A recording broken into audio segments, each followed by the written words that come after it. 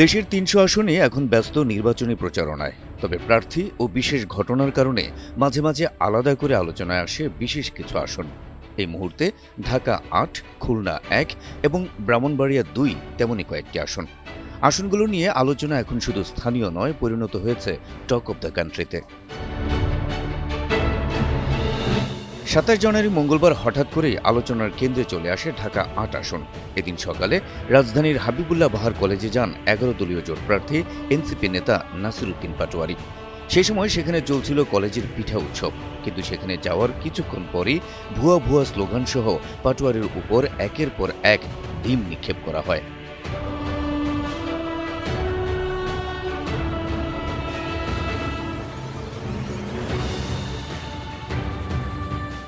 এক পর্যায়ে পুলিশের সহায়তায় সেখান থেকে বের হন তিনি। এ ঘটনায় সরাসরি ছাত্রদল প্রতিদ্বন্দ্বী প্রার্থী মির্জা আব্বাসকে দায়ী করেন ভুক্তভোগী নাসিরউদ্দিন পাটোয়ারি। ঘটনার পর রাস্তায় নেমে আসে এনসিপি সহ ১১ দলীয় জোটের নেতাকর্মীরা। পরে এক সংবাদ সম্মেলনে এ ঘটনার তীব্র প্রতিবাদ জানান এনসিপির আহ্বায়ক নাহিদ ইসলাম। মির্জা আব্বাসকে বললেন, আচরণ পরিবর্তন করুন, নইলে পরিণতি ভালো হবে না। আর ডিমকাণ্ডের শিকার নাসিরউদ্দিন পাটোয়ারির কণ্ঠে ঝরে পড়েছে ভয়ানক গর্জন। বলেছেন, নির্বাচিত হই আর না হই, ঢাকা ৮ আসনে কোনো চাঁদাবাজ রাখব না। মনোনয়নের শুরু থেকেই আলোচনায় খুলনা ১ আসন, কারণ এ আসনে প্রথমবারের মতো জামায়াত ইসলামের প্রার্থী হিসেবে প্রতিদ্বন্দ্বিতা করছেন সনাতন তথা হিন্দু ধর্মের অনুসারী বাবু কৃষ্ণ নন্দী।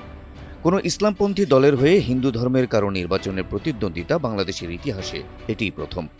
এ নিয়ে দেশজুড়ে আলোচনা সমালোচনার ঝড় বইলেও বাবু কৃষ্ণ নন্দী মনে করেন, তাকে প্রার্থী মনোনয়ন করার মধ্য দিয়ে জামায়াত যে একটি অসাম্প্রদায়িক দল তা স্পষ্টভাবে প্রমাণিত হয়েছে। শুধু তাই নয়, স্বয়ং আল্লাহর তরফ থেকে তাকে দূত হিসেবে পাঠানো হয়েছে, এমন মন্তব্য করেও আলোচনার ঝড় তোলেন জামায়াতের এই প্রার্থী। সবশেষ ২৭ জানুয়ারি মঙ্গলবার জামায়াত নিয়ে চটকদার মন্তব্য করে আবারও আলোচনায় এলেন কৃষ্ণ নন্দী। এদিন খুলনা সার্কিট হাউস মাঠে এক নির্বাচনী জনসভায় তিনি বলেন, জামায়াত ক্ষমতায় এলে মুসলমানরা হিন্দুদের এদেশে জামাই আদরে রাখবে।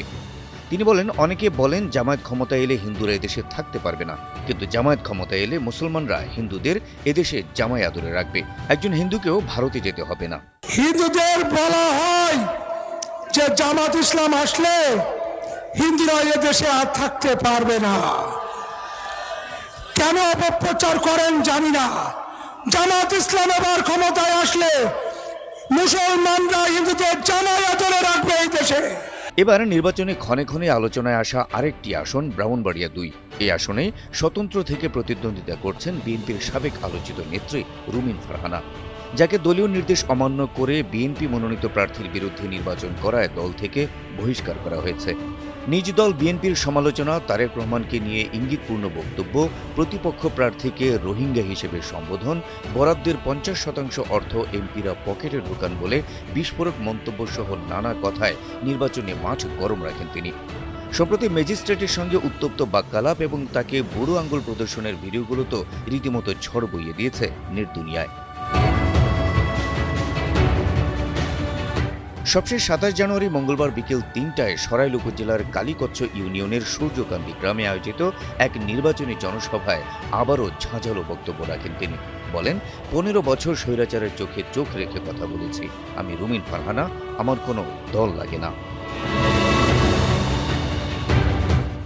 তবে তিনি যখন এই বক্তব্য দিচ্ছিলেন, তখনই কেন্দ্রের নির্দেশে তার সঙ্গে থাকা ৬ স্থানীয় নেতাকে বহিষ্কার করার নোটিশ দেয় বিএনপি।